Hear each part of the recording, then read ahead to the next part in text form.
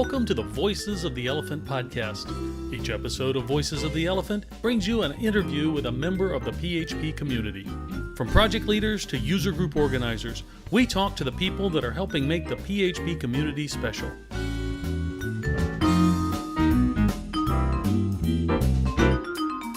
Hi, and welcome to another episode of Voices of the Elephant. My name is Cal Evans. I'm your host, and my special guests today are none other than Mr. Josh Holmes. Say hi to everybody, Josh.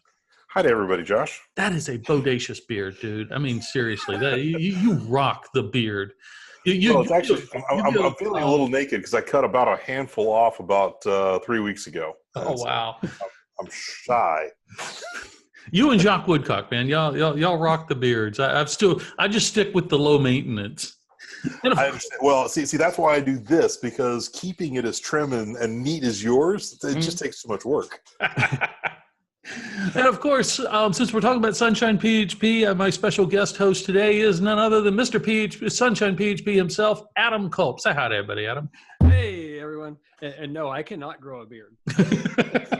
You can't even grow hair on your head, so. I can't even grow it on my head, let alone on my face. I threatened to go bald. Mine just all fell through and went from the top of the head straight through and out the beard. Yeah. I get a couple of patches that are somewhat respectable, but then it's all gray and it hides, so it really doesn't matter. I threatened to shave my head one time. I got a packet from Kathy's divorce lawyer the next day, so we've not made that joke anymore. Yeah. Josh, you're speaking at Sunshine PHP this year, and or next year, and we're gonna talk about that in a minute. But let's start off with a little bit. You work with a nonprofit called Tavon. Tell us a little bit about Tavon and the work you're doing with them. I do. So first of all, let me back up before Tavon even and say I found them by working with the Seattle DayCamp. So if you haven't seen DayCamp before, what DayCamp is it's a gathering of geeks on a weekend, typically a 3-day weekend. There's been a number of nonprofits to come in, and the geeks get together and try and solve their problems. And some of these problems are as simple as, they have a existing website and they need to move it into a content management system such as WordPress or something to make it simpler and easier for them to update. Other times it requires a lot of custom development. But what we do is we take all the requests for help from all the nonprofits, and first of all, we scope them to say, is it accomplishable inside of a weekend? And if it is, then we normally will go ahead and take it on. So the last one that we had was last weekend of October, and we had here in Seattle, and we had 15 nonprofits and about 110 geeks. And the nonprofits, ranged from the La Leche League of Seattle to the United Indian Tribes, which is all the indigenous Indian tribes in the Pacific Northwest, to there was a public theater, to a whole bunch of different types of nonprofits. Lots of focus on homelessness and on mental illness, both of which are topics that really, really touch my heart. One of the projects that we did not accept because it was too big for a weekend was Tavon. So that's how long story to get back around to the original question that you asked. So you took them on because it couldn't be done in a weekend, but it still was important to get done. Yes. Okay. So as you may or may not know, I have a daughter who's 15 who has special needs. She said hello to you guys when we were warming up here. But someday, she is going to need a place like Tavon. So Tavon is a day camp for adults with special needs.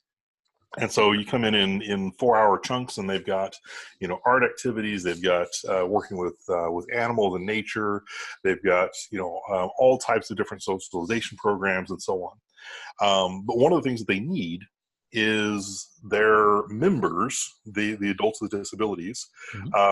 Sometimes there is a need to communicate with, from the staff to the guardian of that member. And it could be as simple as, hey, they had a good day. We ate these things, whatever it happens to be, we played with this kind of mud. We have this upcoming field trip. And so, would you like for them to go on it? all kinds of different possibilities for what type of messages. But these need to be secured. They need to be scoped to staff and the guardian of the member. Sometimes they have a bunch of volunteers who come in, and so the volunteers need to be able to send a message, but they need to not be able to read the rest of the messages. They also need profile information on the members and so on.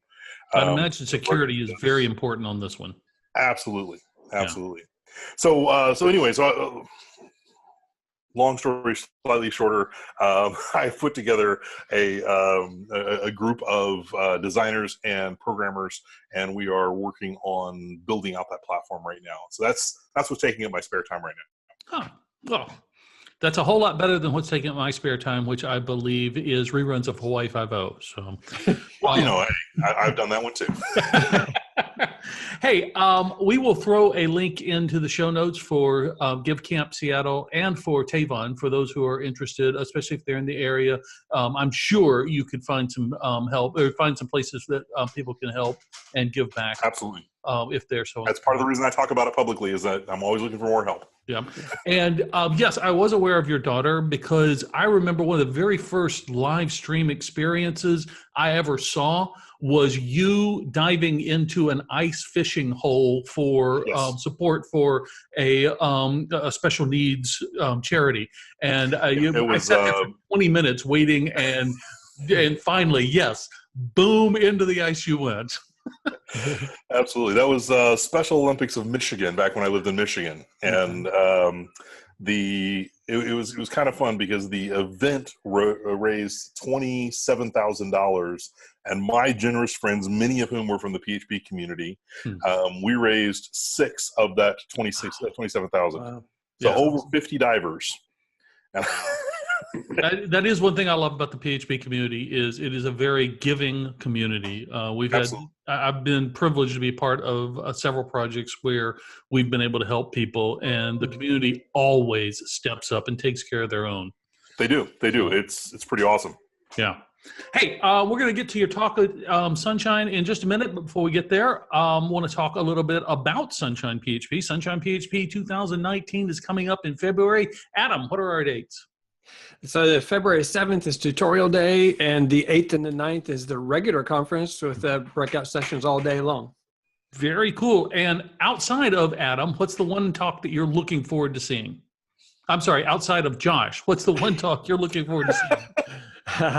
You know what? There are so many awesome talks. It's really hard to nail them down. I mean, you got Lorna talking about APIs and sockets, things like that. So I'd say that's probably a really big one. You know, a lot of it around PHP itself, not really around frameworks, but just around PHP itself. You know, that's one of the things that we wanted to focus on was not so much talking about specific things like frameworks. We said, okay, let's leave the frameworks to themselves and let's talk about PHP development and the design and the practicality of just using PHP. Not that it's anti-framework by any means. It's just let's deal with the nuts and bolts of programming, and the frameworks will take care of themselves. Yep, bare metal programming. So. Yeah. Okay, thank you for that. And Josh, you're going to be talking about something that's real interesting to me. Oh, hey, wait. One more. Conferences are very important, and I suggest that every PHP developer attend a conference, but it involves a lot of travel, usually time off from work, a lot of logistics.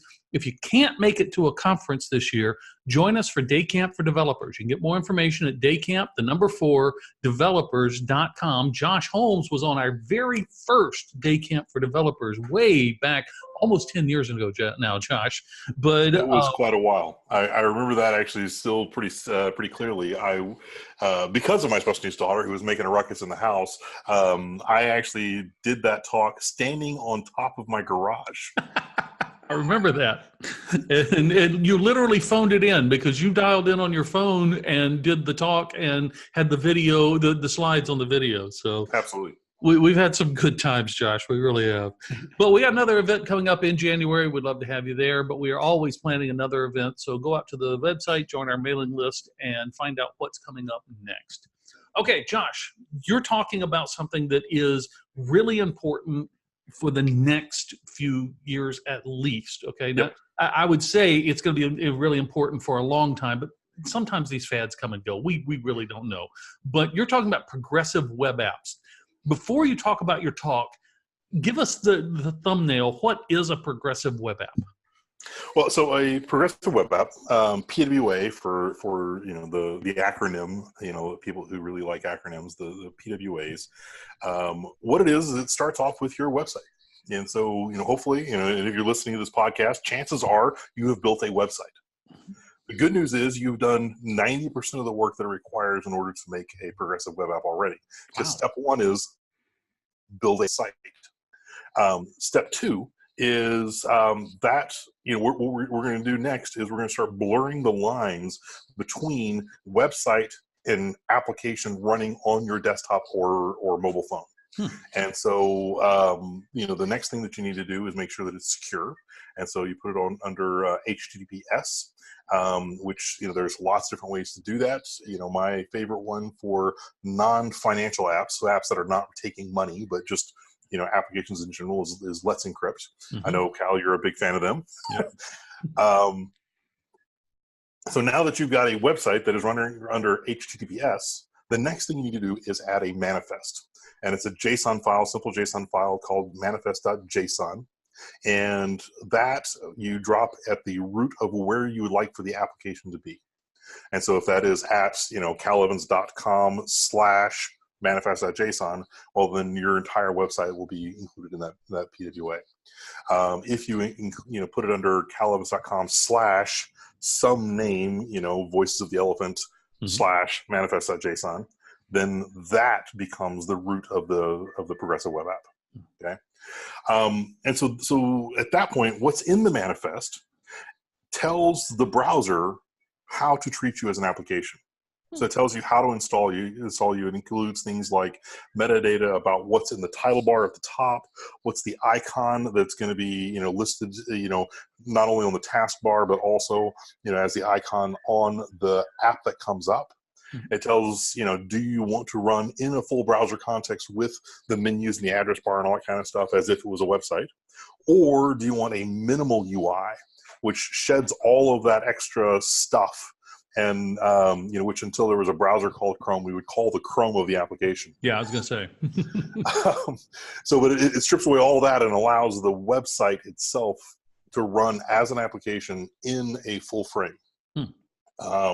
So that's what's in the manifest. There's a handful of other things, but basically you're declaring to the browser, this is how I want to be treated as an application. Then at that point, you have a progressive web app.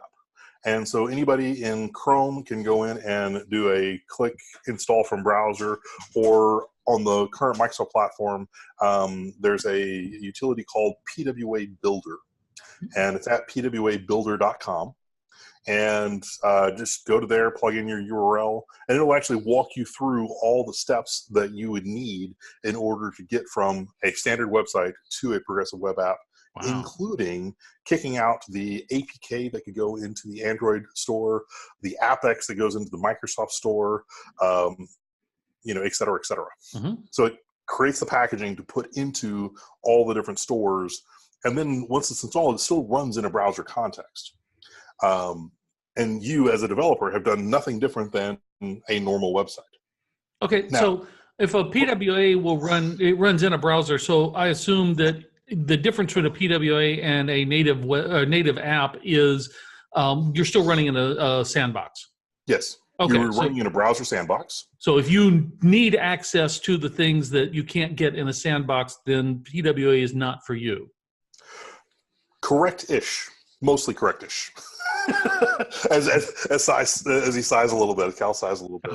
So on the Microsoft platform, going through PWA Builder and installing from the store gives you an elevated level of trust, which means that you can call some of the WinRT capabilities inside of the operating system. Oh, okay. And so you have access to things like the timeline, which is a new feature in Windows 10, and so on and so forth. So you've got a few extra things you have access to, but in general, your application is going to behave exactly the same way it does on the website. Okay.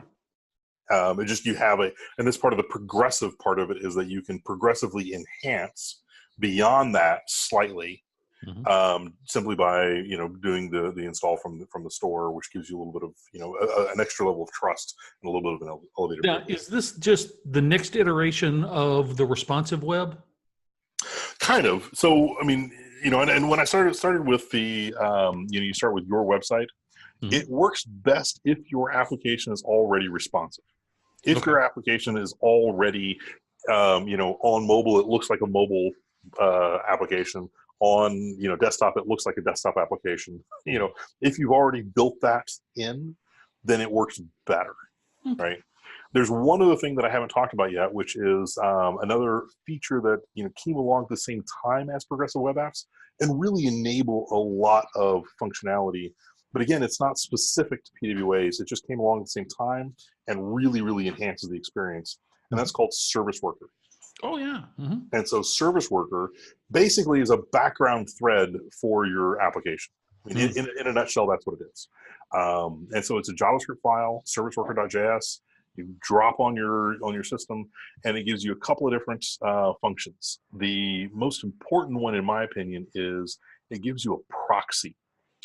And so every network call that is made, so if you request an image, or if you request a CSS file, or if you are, any network request made from that page goes through this one method. And then, and what you're able to do is, in that method, you're able to say, do I already have this cached? If so, serve it from cache. If I don't, go get it from the network. That's got to save a lot of bandwidth. It can absolutely save a lot of bandwidth. The other thing it does is it enables offline capabilities. Once the application has been loaded, at that point, all of the requests are already, have already been run through this, and you can cache them, right? Which means you can cache not just images and CSS, but if you make an AJAX call and get back, a bunch of JSON, you can cache that object as well. Oh, okay.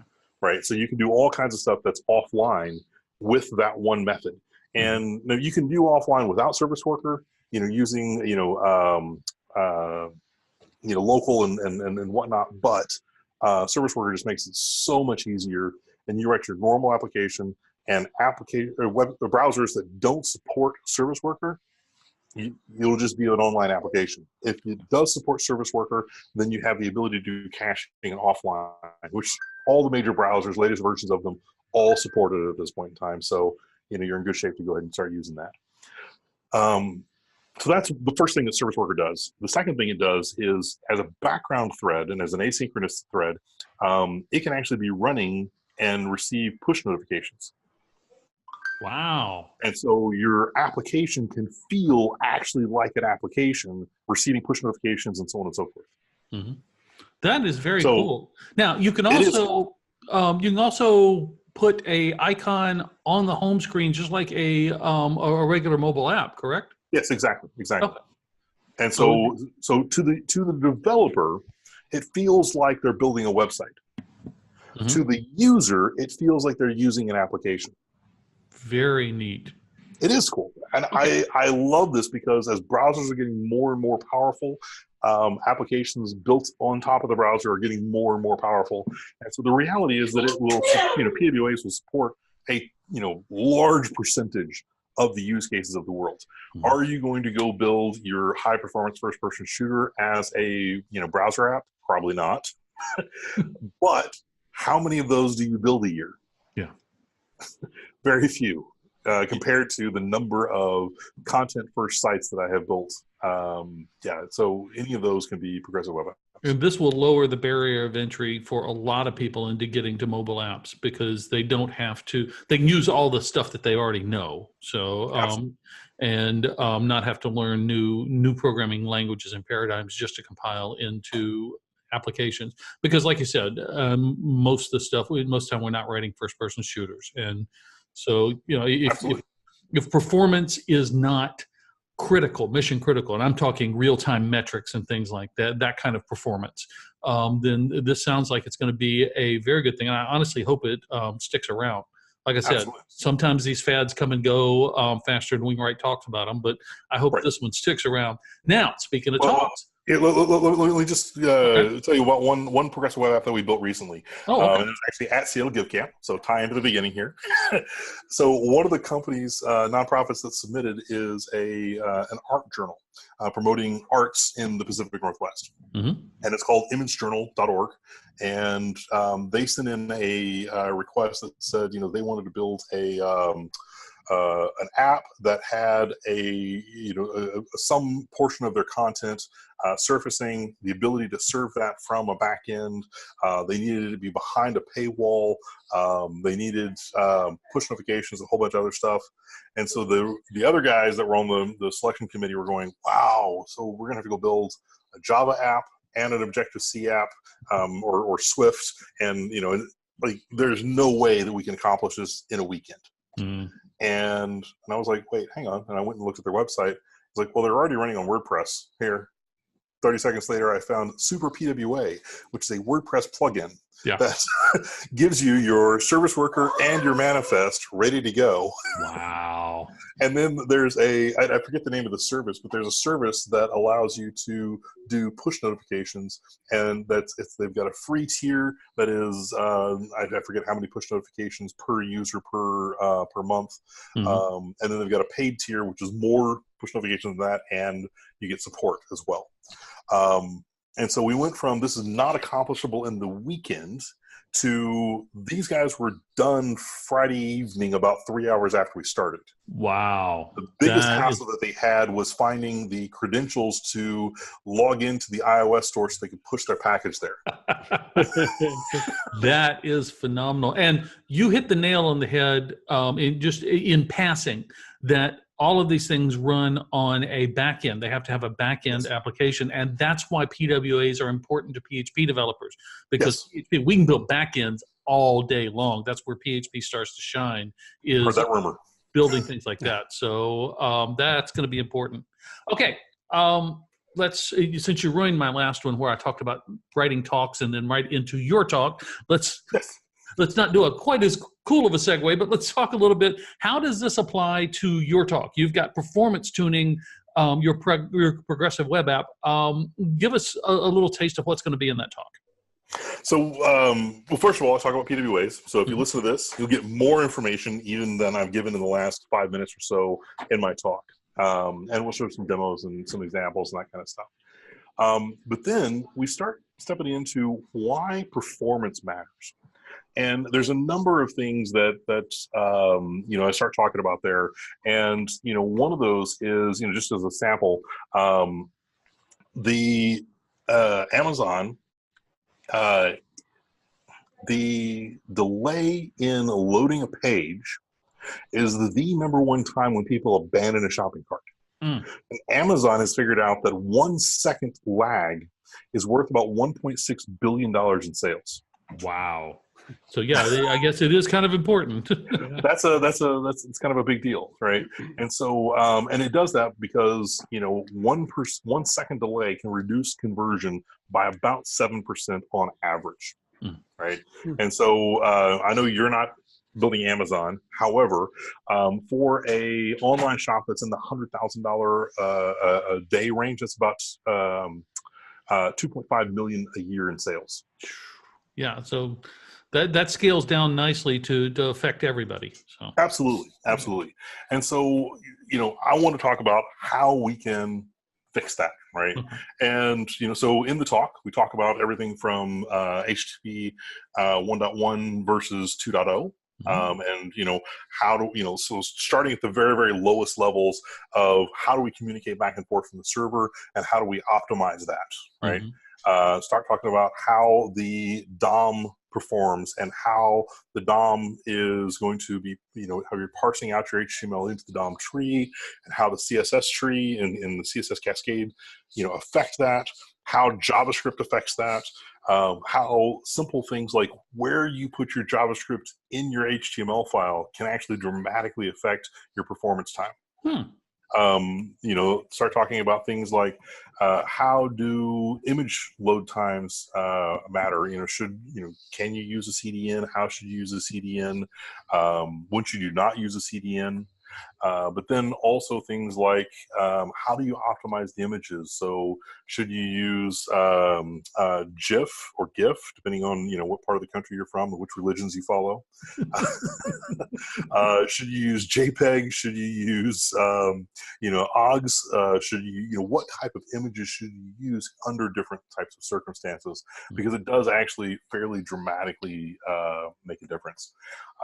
A lot of this detail I got from working very closely with a friend of mine who runs the 10K Apart. Have you seen 10K Apart? No. 10K Apart is kind of cool. It is a competition to build the coolest website that you can that delivers a payload of less than 10K. Oh, wow. Now, are they part of the List Apart?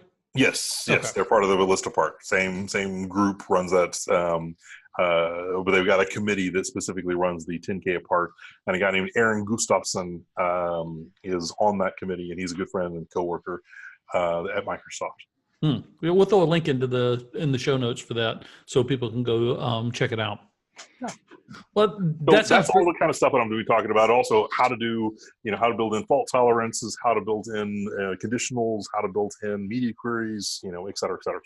Yeah, see, I could sit here and talk all day. We could do your entire talk here, but we got to cut Absolutely. it. We're actually. I'm deliberately not stealing all the thunder from the talk, so that we have something for Adam at Sunshine. I was already excited for this talk, and now I'm just jittering. So, yeah, this is on my list of can't miss. So, I want to thank the both of you for taking the time to be with us here today on Voices of the Elephant. Hey, audience, thank you for taking the time to watch this. I hope you've learned something. I know I have learned something, and we'll see you here or right here next week on Voices of the Elephant. Thanks for listening to Voices of the Elephant. Voices of the Elephant is copyright EICC Incorporated and released under a Creative Commons Attribution, No Derivatives, Share and Share Alike license. To nominate someone to be a guest on Voices of the Elephant, visit our website and click on the Nominate link. The URL is voicesoftheelephant.com. Elephant is, of course, spelled ELEPHPANT.